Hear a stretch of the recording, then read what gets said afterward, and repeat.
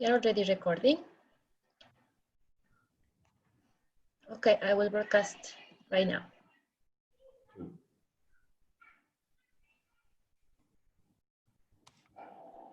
All right, we are broadcasting. We are live.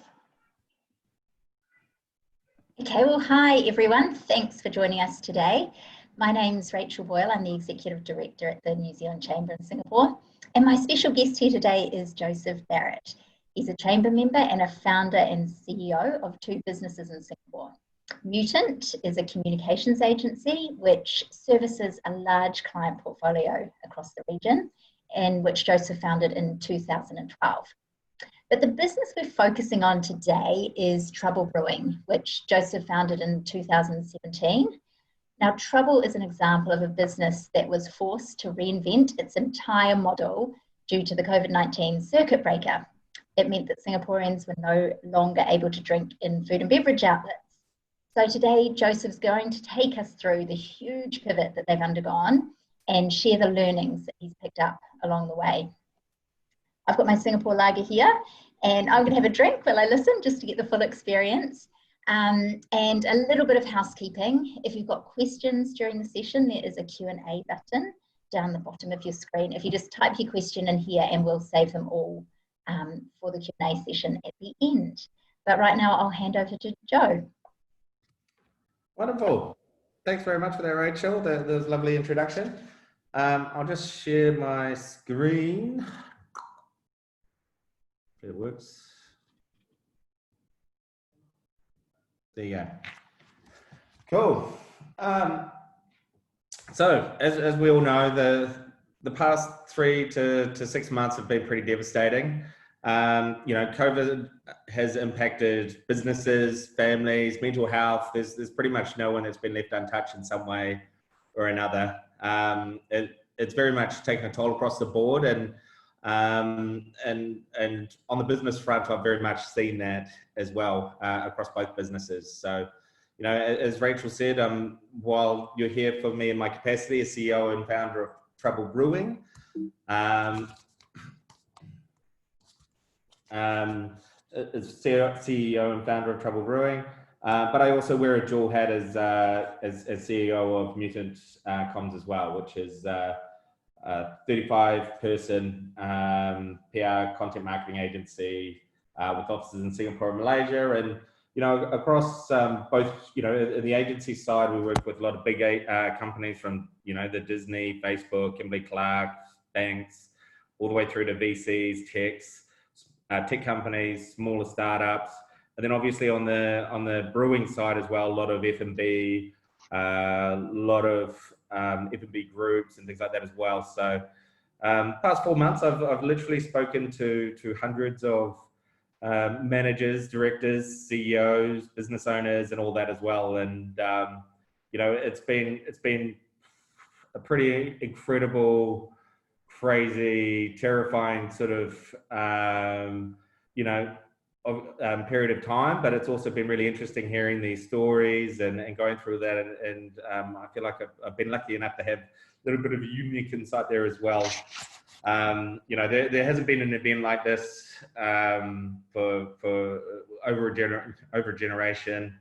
You know, and as Darwin says, it's not just about being, well, it's not about the smartest or the strongest surviving, it's about those that can adapt to change. And I think that applies very well in the current environment.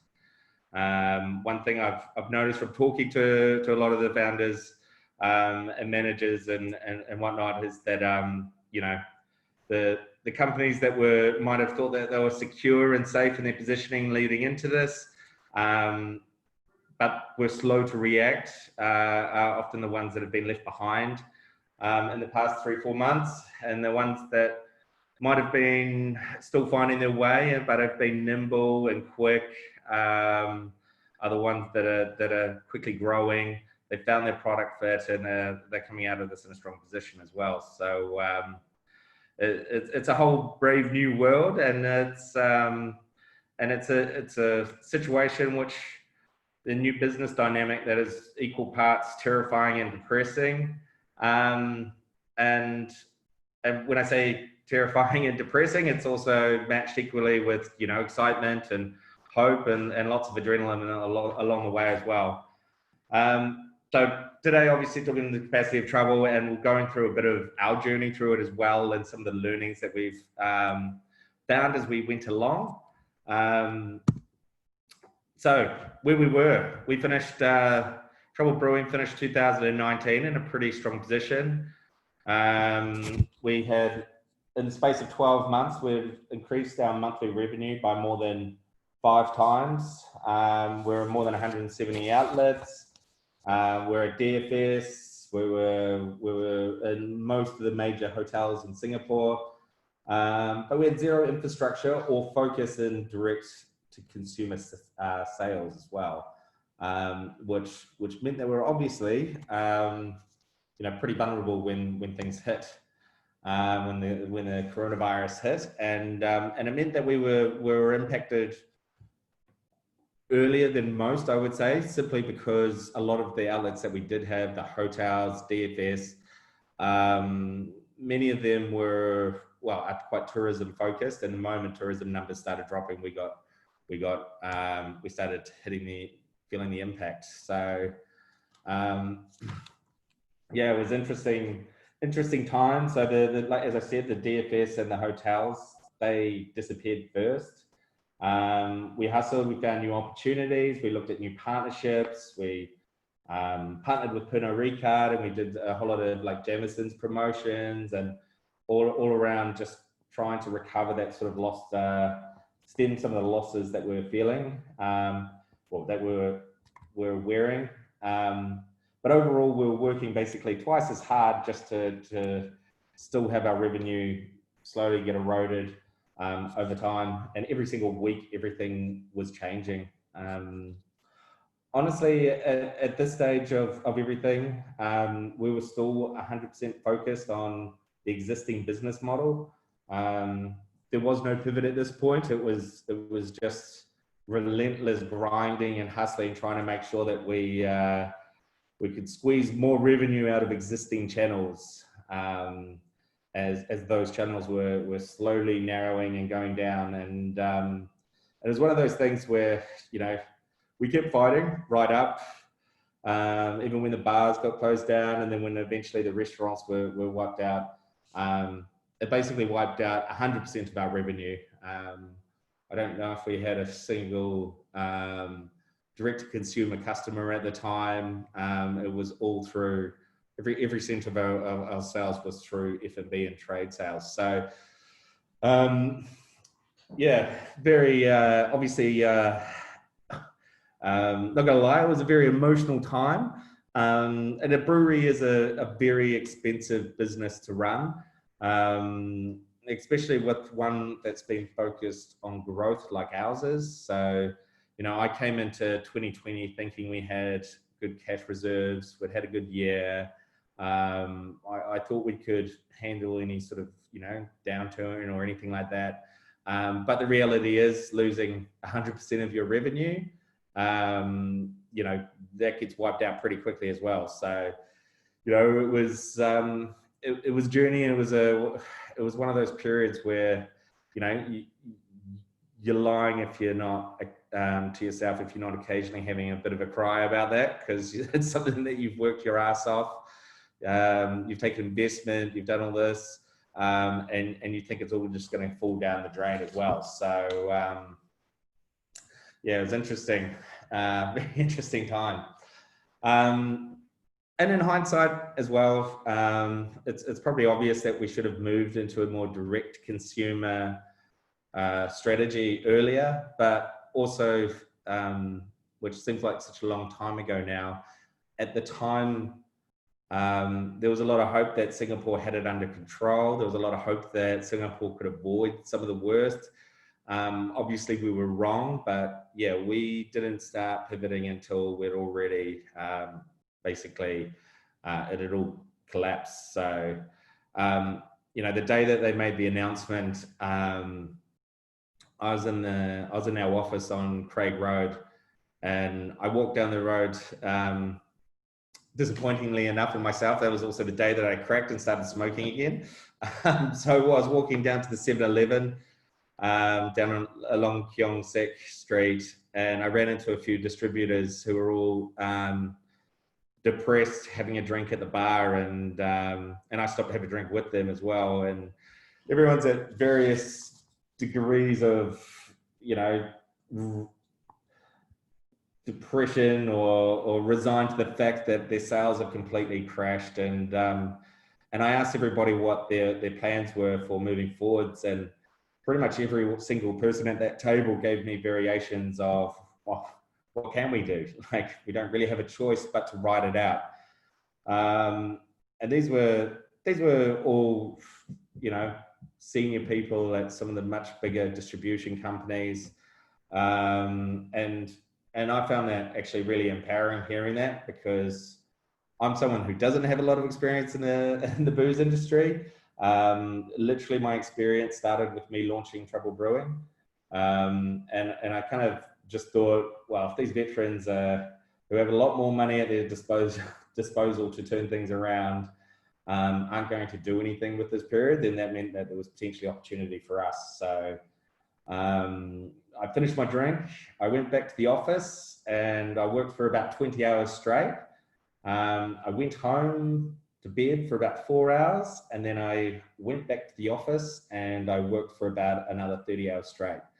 And that had basically been the start of a pivot that led us to building completely from scratch an entirely new revenue stream that rivals our old and gives us an even better margin, and allows us to not just survive the last 3-4 months, but allows us to power out of it and even grow off the back of it as well. So, don't get me wrong, there has been some hits along the way and things like that, but overall we'll come out of this, or we are coming out of this in a much stronger position than we even went in.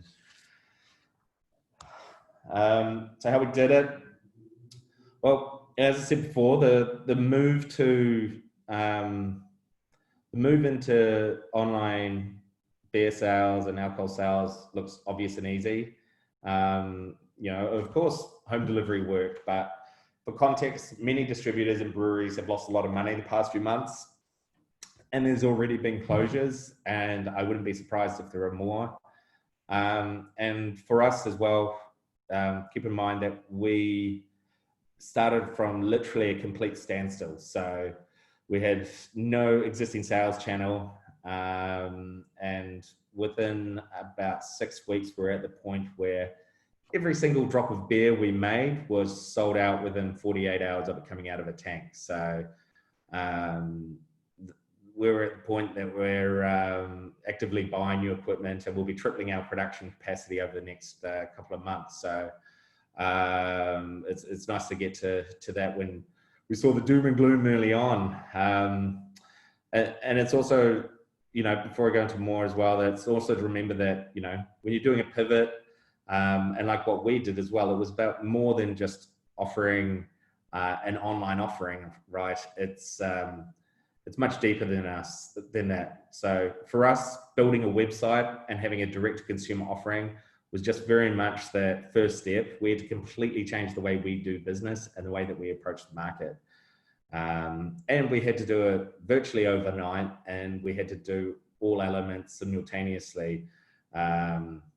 We broke it down into 3 core elements: the marketing, distribution, and production. And then we broke all that into phases from there as well. So starting off with marketing, as mentioned, we've never had a consumer-facing sales channel.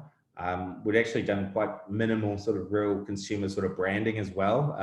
For those that know us, a lot of our beers have branded with our outlets sort of labels and things like that as well. So we didn't even have strong brand recall.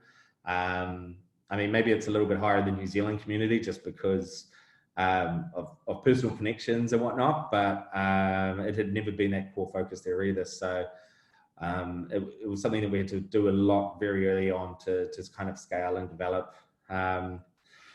So first we had to build out, engagement strategy, newsletters, social media management, social marketing, design, and also create all the marketing collateral around it, right? So And we were starting at a point where we had a completely outdated website with almost no content on it. And we had to pivot to being 100% digital focused. The digital focus needed to drive awareness, sales, and create real engagement with customers that would turn into a repeat buyer behavior as well over time. So we broke that down into 3 phases. First was developing MVP, which in this instance was just getting a website up and running. It was usable for anyone that used it at that time. That was the one that I built overnight just so that we had something ready to go the next morning. And then also off the back of that as well, developing some more simple CTA sales-driven marketing collateral that we could quickly get online and start getting advertising going online as well. And then the other thing we did as well very early on is we tried to do things that would engage and get awareness out there. Things like the pub quiz, things like we did bingo. We had the pub quiz, I think, at its height, I think we got up to about 240 people. But it was usually averaging around 170 people a week logging in, engaging with the brand. We had bingo nights, which really surprised me because we had like over 80 people joining some weeks. And it was all about creating that, you know, very simple, quick things that we can get to market very early on. And then the next stage was literally built a whole another website. This is probably, phase 2 was probably only 2 or 3 weeks after the first phase. Everything happened very quickly. So it's just like, we just needed a minimum viable product to market, and then very quickly developing that collateral, building a better website, creating better, more structured marketing collateral that goes beyond it just being transactional.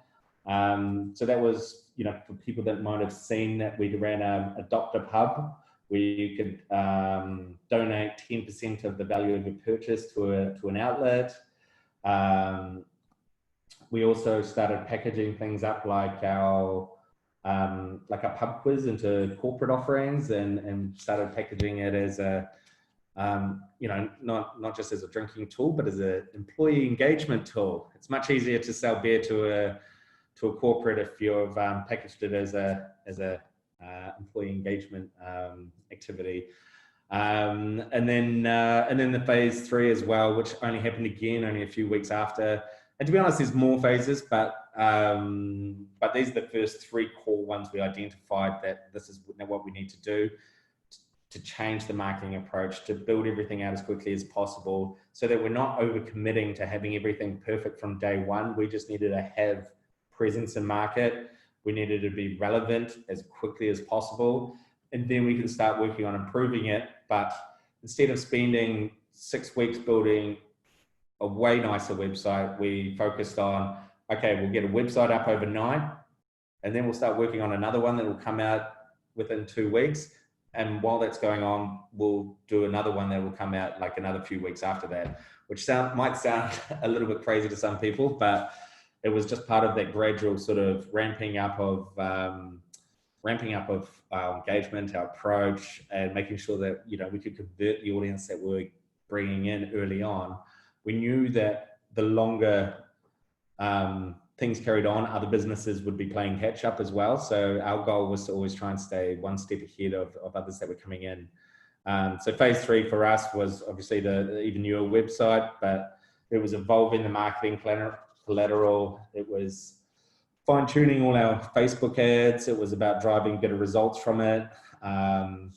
We introduced new products as well. We built out the offering for some more spirits offerings from our partners, but we also launched some of our own products like a hard seltzer.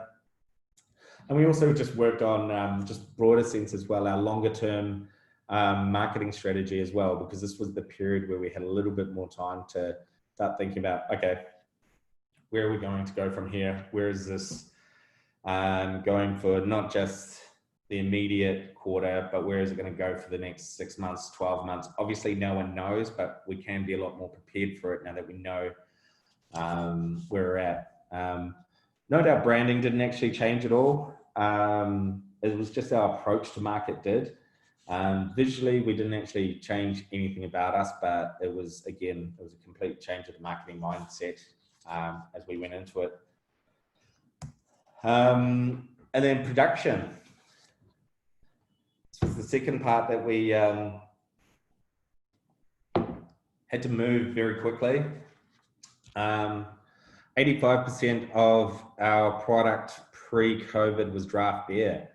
It's a, to meet the new market that we were building up, we had to very quickly, build our bottles. We were previously doing maybe 100-200 bottles a day, and we had to very rapidly get to over 2,000 bottles a day. And unfortunately, you can't just materialize a new bottling machine overnight. You can't even buy one in Singapore within a week or two. Pretty much anything to do with equipment around a brewery, you're looking at months of planning in advance. So for us, it was about how do we get more production out of the ones that we've got, and for us, a core part of us sorting our production was the culture. We had buy-in from across the team. We had, particularly in those early 3-4 weeks, we had a lot of people, most of the team working 7 days in a week. There were more than, if we knew that we just needed to get the bottles out, we would just run a triple shift. As much as I don't want to, it wasn't an enforced thing. Don't worry, I'm not a complete arsehole. I wasn't a slave driver, but it was just one of those periods where very early on in the piece, we had a big talk across the company-wide talk, and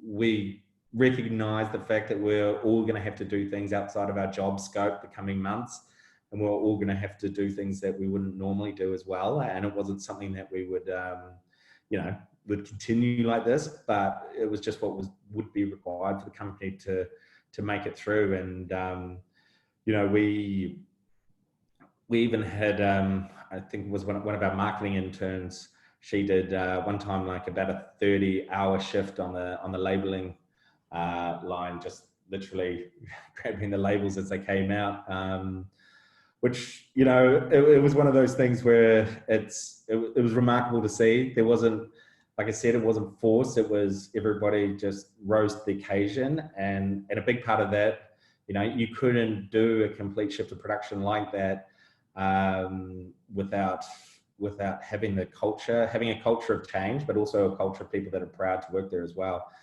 So yeah, it was very, very, very crazy and very intense time out there. Literally just having the bottling machine. Thankfully, it was made in New Zealand, so it could withstand the pressure of running for 20-24 hours a day for weeks on end. And then the third one as well was logistics. So going from 10-15 trade deliveries a day. Most of those deliveries are in town or out east, and our brewery is in Tuas. And then all of a sudden, overnight, at first it was 100+ deliveries every day across Singapore, but it got heavier and heavier as time went on.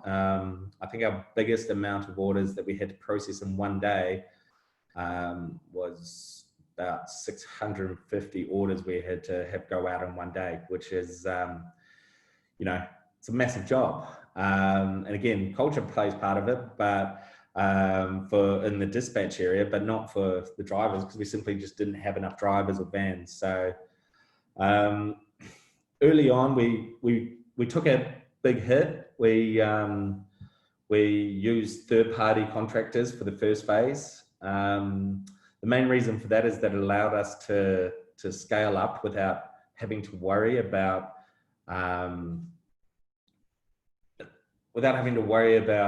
staffing levels and all that sort of thing, just because we didn't know how online sales was going to go for us. So it enabled us to scale up and down as we needed on different days of the week. But the result of that is that we spent a fortune on it. I think our biggest week was like think we spent like $15,000 one week just on deliveries. And that's just one of those costs which, you know, we knew it was inefficient, but for me, the goal was very much going back to before. We need to launch early. We need to offer a really good service. We need to offer same day delivery.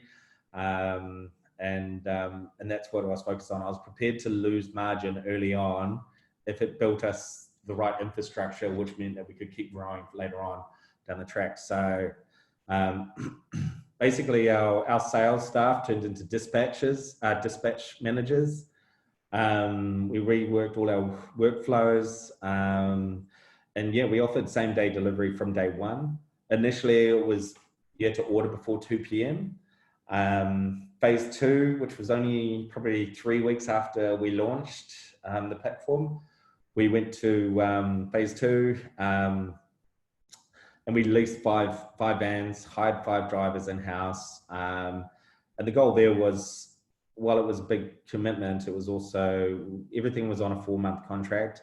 And it meant that we just didn't have to worry about capacity to the same level. It meant that we could have better experience for customers. It meant that we could also increase the same day delivery window as well. So for me, the focus was, okay, we're offering same day delivery, but all of a sudden there's going to be other people launching or doing their thing, and they're going to be improving their offer as we go along. So we've always got to try and stay ahead and do better.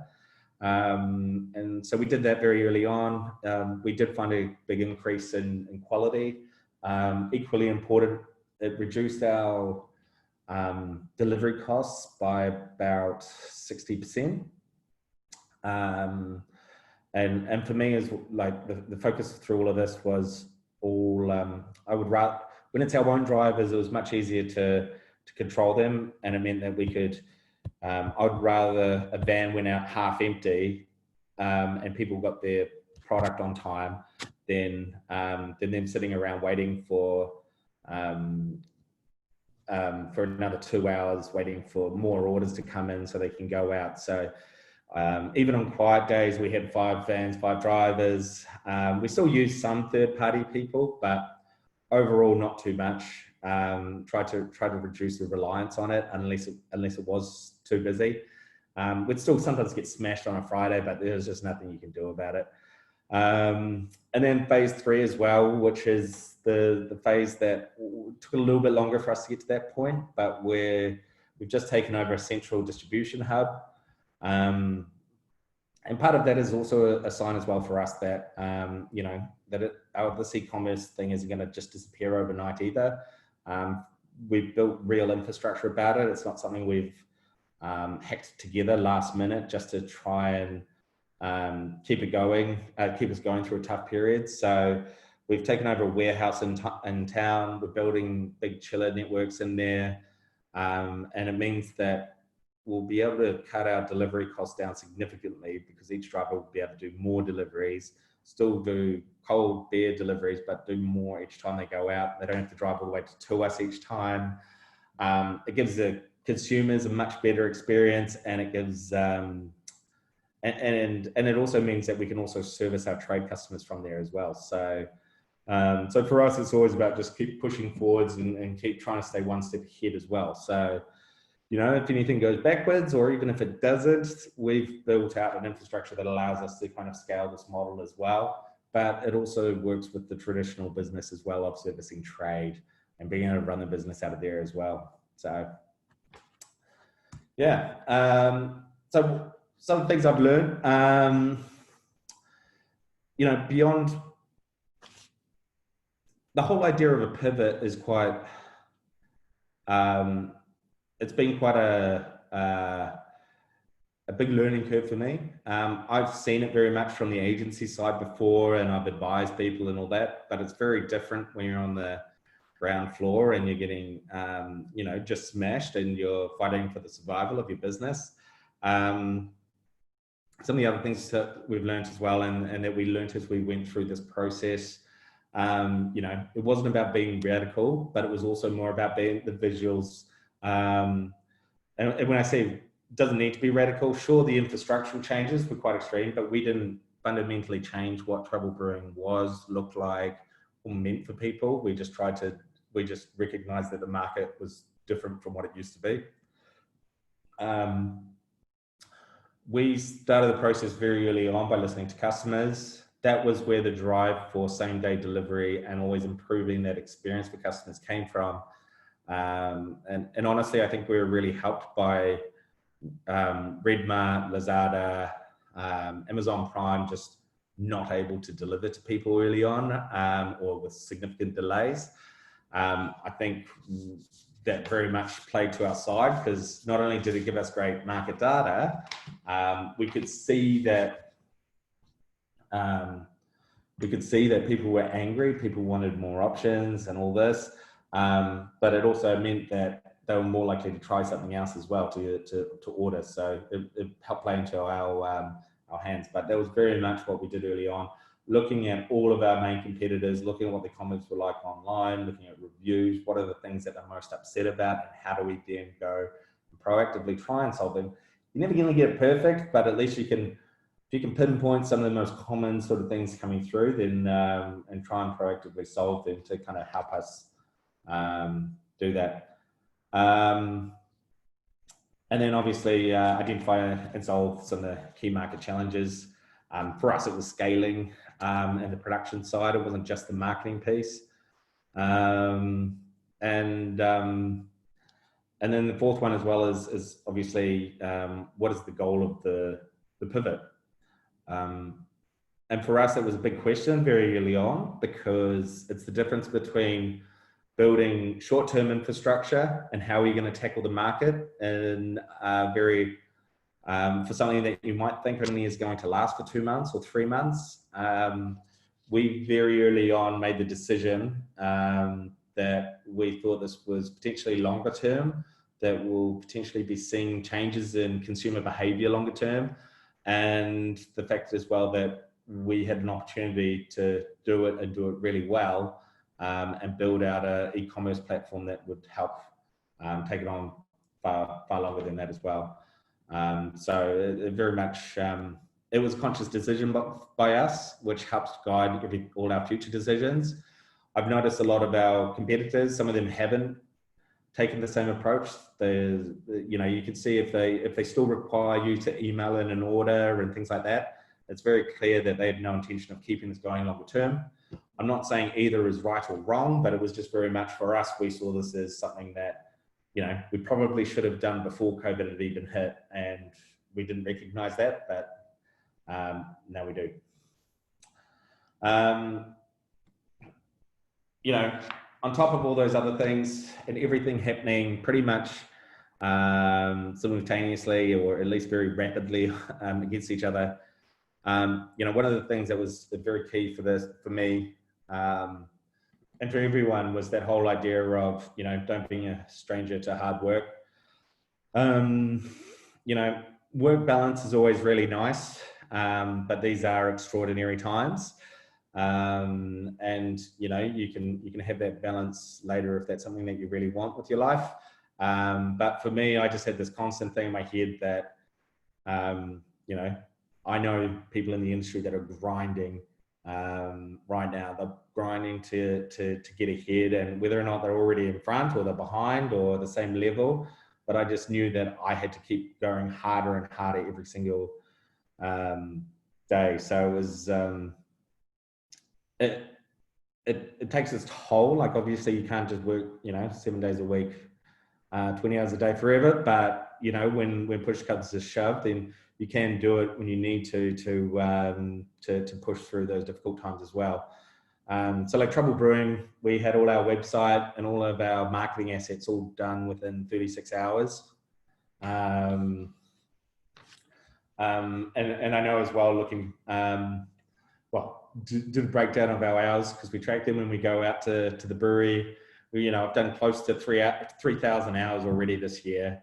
But if I've been working a 40-hour work week, I would have done 1,000. So that means I've had almost 3 times more time to spend on the business than a lot of other people who want to stick to that 40 hours sort of period as well. So for me, like, I'd be lying if I said I don't think that's a big part of it. I think the grind is probably more important than a lot of the other factors around, you know, smarts and being innovative and all that. Simply getting stuff out quickly and doing it well, and just, you know, working your ass off. And speed is everything as well at the moment, as we all know. And then one of my favorite quotes is, it's possible to commit no mistakes and still lose. That is not a weakness, that is life. Captain Picard from Star Trek. One of the things with all this, right, is that, like, it's, you know, while there's lots of opportunities and pitfalls and all this that are out there, you know, sometimes you can just get sideswiped by something that you had no control over. And for us, it wasn't just about building the e-commerce platform. For us, it was also, well, obviously not just the platform, but it wasn't just about this transition. We actually converted the entire business, built up our sales. We're very happy with where we're at. And then we received a notice from the government rescinding our permit to operate during the circuit breaker. And they gave us 48 hours notice to shut down the brewery. And I mean, honestly, it was absolutely devastating.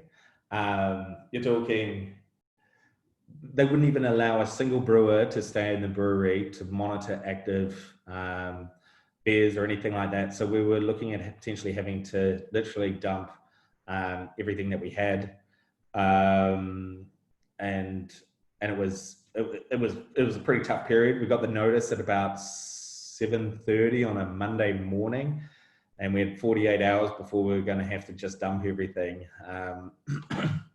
So some people might have seen that we did the flash sale. We did 25% off, and we sold.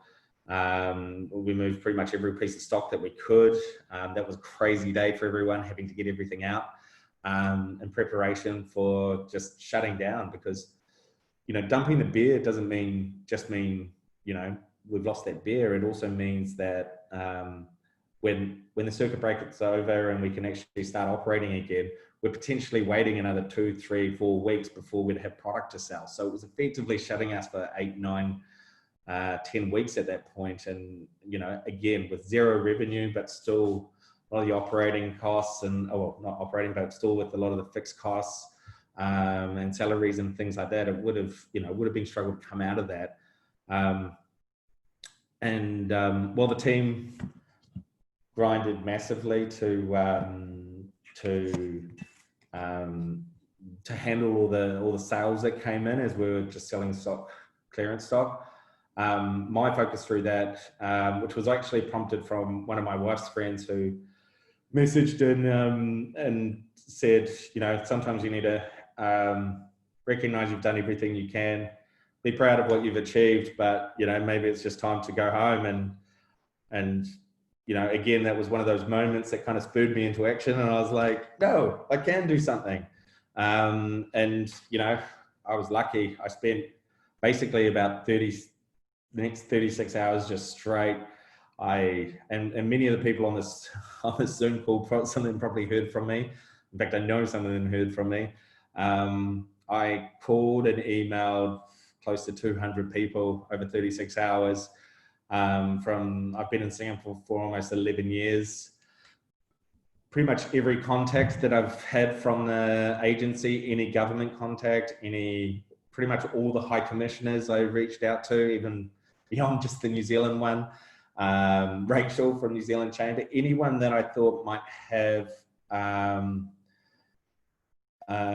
any ability to reach out to a Singapore government official who might be able to influence, not so much, I didn't want them to break the law, obviously, but I wanted them to review the decision to close us, because I didn't think it was right, but it was impossible to get a review done right there as well.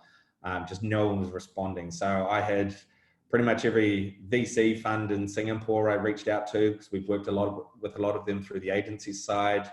Every big corporate, every government department we've ever done a campaign with, I reached out to them, to the point that actually reached out to so many people that I actually have no idea what worked, but I do know that we got that the exemption notice, I mean, the cancellation was cancelled 2 hours before we're going to have to dump all the beer. So it was one of those periods where it's just like there was a mix of, you know, sheer determination, but it was also lucky as well, right? Like there was not that would have hurt us very badly.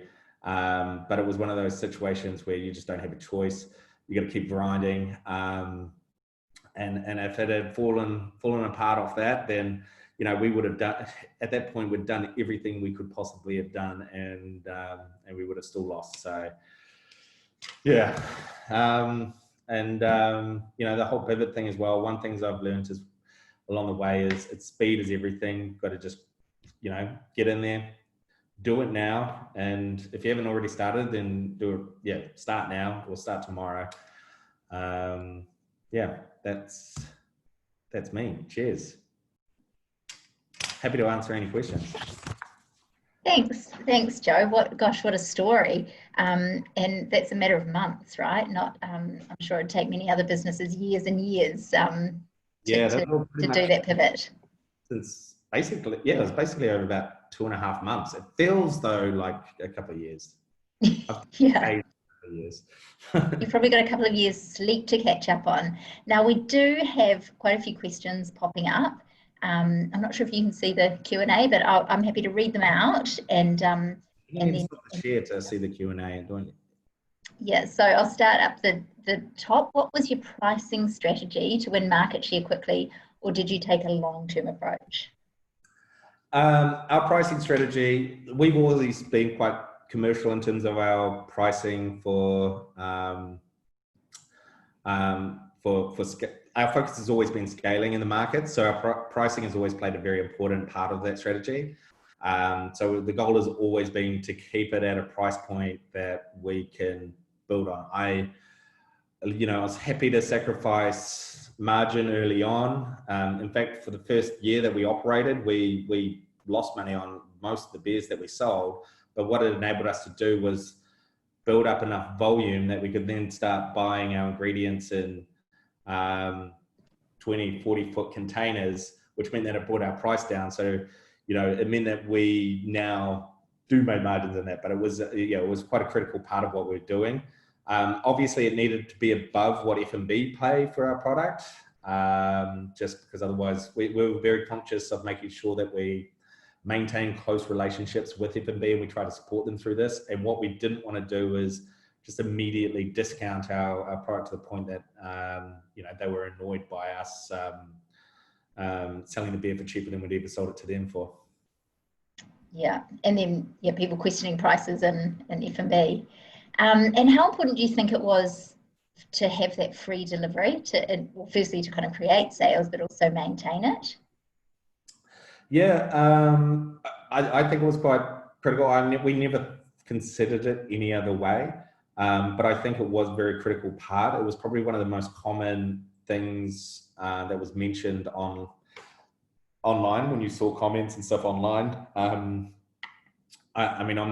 I wasn't actively, responding to everyone. We've got a social media person now, but at the time it was, I'd read a lot of comments. A lot of people would talk about the fact that, when they were saying like, you should check out these guys, that often mention the fact that it's got free delivery and same day delivery.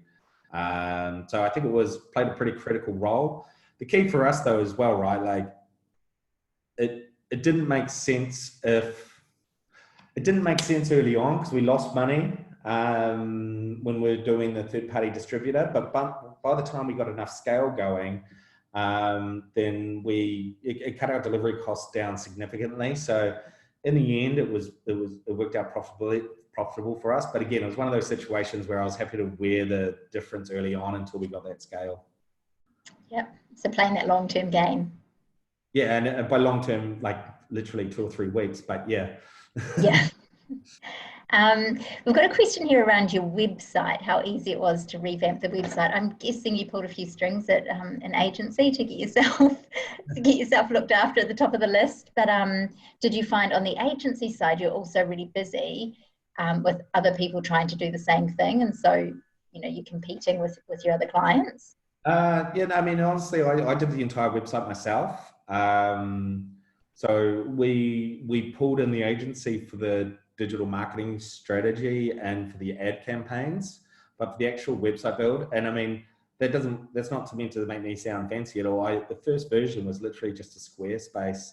And the reason why I did Squarespace is because I don't think it's necessarily the best platform for integration with everything, but I think it was definitely the easiest to get going, and it could plug into Stripe overnight, and we could get going, and I could actually do it myself without having to try and bring in a developer or anything else as well. And it meant that I could just focus on getting that right first, and then before moving. And then later on, obviously, we pulled in more resources with designers and stuff to kind of take it up to the next level, but definitely not in the early stages as well. Yeah. Yeah. Now, so next question here. Do you think there's any risk that you've alienated your distributors? We kind of touched on that by adopting that direct sales strategy. Of course, there was no choice but to do so, but what do you think that's going to mean longer term? Well, we don't actually use any distributors, so we do all our sales direct, and that's always been one of our things, and it also means that we can also is help on the pricing side. Again, it comes with much higher cost early on, but again, it's one of those things about building that infrastructure. I see this about growing and scaling a lot more elements to Trouble over time. So for me, I wanted to be able to build out our own infrastructure. So if anything, I would think it's probably helped, because it's helped build our brand stronger in market with consumers, which means that our outlets that already take our beer are more likely to want it as well, because it's got that better brand recognition. Yeah. Got one here. Congratulations being able to consciously identify and adapt to change and get that success. What are your expectations of customer behaviour, I guess consumer behaviour, post-COVID? Will you keep up your direct model? Yep. Well, we'll keep the direct model is something that we plan to keep permanently now. We still have decent sales coming in, and at the moment we're not even doing any marketing, any digital marketing. I think there's some small ones going on, but the budget is at the moment about 5% of what it was 2 weeks ago, simply because we don't have enough stock now that F&B has opened up, and we're still driving a significant amount of sales through the website. I mean, I know it's just early days so far, but I see we've built infrastructure in place to try and take it beyond just our regulars. We want to be able to have it seen as and we've also obviously added spirits and other products to the range as well as we've gone along. So I'd like to think that there will be something there. I mean, you're right that I do think that consumer behavior will have changed longer term. We just don't know exactly what that is yet. Obviously, people are loving being back out drinking, and that's awesome. I do too. But I also think that there will probably continue to be, a decent sort of online presence as well, more than there probably was previously. Or at least it's opened people's eyes to other offerings beyond just going to Red Mart and buying, whatever people are more open to looking at more diverse sort of options as well. Yeah, and the convenience you've created with that, literally within hours delivery. A question here around the pricing again. So just curious to know how the economics work for you. So you're selling cases at just $77, including delivery. If your margins are positive on that, are we actually getting a really raw deal from other beer brands? No, not at all. I mean, every model is different, right? Our focus has been very much on scale from a very early point. So again, it's been about getting that economies of scale. I mean, with where Trouble's growing as well, I think we're probably doing enough volume that we are getting up there with one of the larger independents in Singapore now. We focus very much, we do on buying bulk, storing it so that we can get better deals and all that. We source everything direct from countries and all that, and also as well, like we focus as well about the consumer experience on the website. So, I mean, it's not perfect, it's definitely not perfect, but we had a lot of upsell as well. So most people wouldn't buy a case of beer, they'd buy, I think our average sales amount was about $145. So they're buying a couple. well, they're buying a case, but then they might also be buying some cocktails or some spirits and things like that as well. Which all have the margin built in as well. Yeah, which kind of makes the difference for us is about building that volume. Yeah. Another question here. Do you see the direct-to-consumer remaining strong within the category, which I guess alcohol, beer, or will on-premise remain strong for building brands in Singapore? That's kind of the traditional approach, isn't it? To build your brand on-premise and then it goes off-premise. What are your thoughts on that? Hi, James. Yeah, I think the D2C will remain a significant part of it ongoing. We soft launched a product, a seltzer that we've now taken back off because we're just working on the branding some more, and it was a great place to test run products on the market. We're also launching a bottled cocktail range as well, which will be coming out like within about a week or so, week and a half. But the good thing about the e-commerce platform is it enabled us to try things, test things out, and get it out there. And like with the seltzer, we had like 400 cases, I think it was, and they all sold within about within a week and a half. And that was a product that no one even really knew what it was, and it was a whole new brand, and we got into people's hands. And I mean, we had some feedback. Taste was great, but the brand didn't translate as well, so that was cool, and then we could take it away. I really enjoyed that, being able to have that very close sort of engagement with your customer. You don't get that feedback normally, so I don't think necessarily it replaces traditional branding through F&B outlets and trade. I think it can complement really well if you can have that sort of direct narrative and listen to the customers and all that. I mean, it becomes part of the brand experience, right? If you can email in and you've got someone email back quickly and it's like, yeah, really sorry about that, or because obviously mistakes do happen, or you can actually have that conversation with consumers as well. And I think that only ever helps, but I do see them working hand in hand moving forwards as well. Yeah. And question here, would you ever go down the road of a monthly, quarterly or annual subscription model for your customers to buy beer? Weekly subscription maybe, and have some system for recycling the bottles? Yep, subscription models we've wanted to do for a while. We plan on actually doing that. It's just when we just haven't had enough beer, to be honest. So to do it, but it's something that we will start rolling out soon now that we're getting on top of it. We've got new tanks arriving in about 3 or 4 weeks. So with that, we'll have enough of an uplift in production that we should be able to handle that, and start looking at more, continuing to innovate and trying new things and all that. On the recycling, oh man, I want to so much.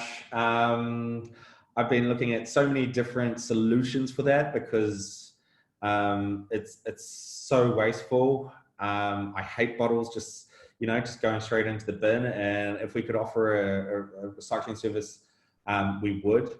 The reality is, with the size of our brewery and all the machines that I've looked at, are just, the machine, for one that actually ticks off all the boxes in health and safety. From the ones I've seen, if anyone has any others, you're welcome to send them through to me. But from the ones that I have seen, that take up just a massive amount of space, they're hundreds of thousands of dollars, and we just don't have capacity for that in the current facility. But the amount of money we spend, on bottles, getting it shipped over from overseas, it gets filled with beer, goes to the customer, they drink it, then it goes in the bin. If we could, that is our goal for our next facility. If we could do that sooner rather than later, I would love to. Yeah. Oh, you're looking into it then. Yes. And another question here about the packaging. So many or most brewers seem to be moving to cans. Have you guys got any plans to to do a Trouble Brewing can? Again, we would love to do cans as well. Again, it comes down to basically, we wanted to have like for us, we didn't want to take a step back in terms of quality and shelf life, which is where we were like a year ago, 9 months ago. We've got new bottling machines in place. We've listed standards. We've got all new machinery, all that sort of stuff in there. And most of the smaller inline canning machines, you know, would be taking us a step back a bit. But the cost in the space of a bigger, you know, proper canning machine that would handle the quality that we want.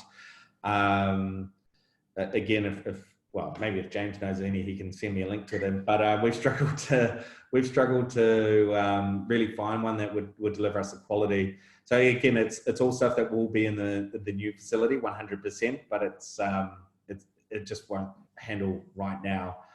But I would love to do cans. And I mean, when we first set up, we did toss up at doing cans, but the reality is, for some reason, the Singapore market just hasn't embraced cans quite to the same degree. And if you've only got the choice between, you know, we can fit in and afford either a bottling machine or a canning machine, at this point with where the market's at, we had to go canning. Yeah. And the other question as well is home keg options as well. I can see there. Yes, yeah, that's the next question.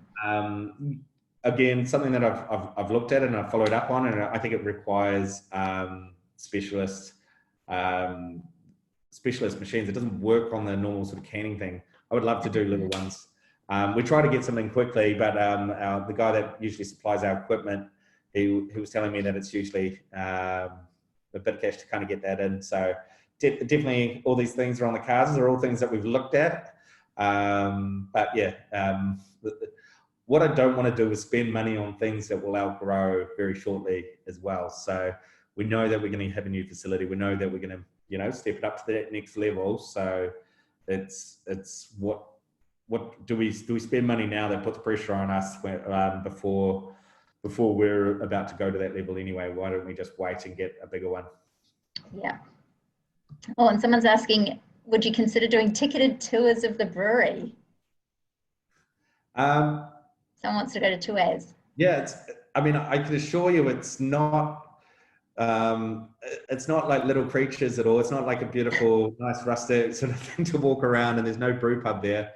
There's no paninis. It's a very commercial operation. So I feel like you might ask for your money back if you did a tour. That's no. And next question here. Congrats first on a great product and the convenient ordering process, the quick delivery and the value for money. Could people keep empties in the box and pass them back to the delivery person? Oh, okay. So it's asking, you know, could we give you your bottles back and you refill them, I guess?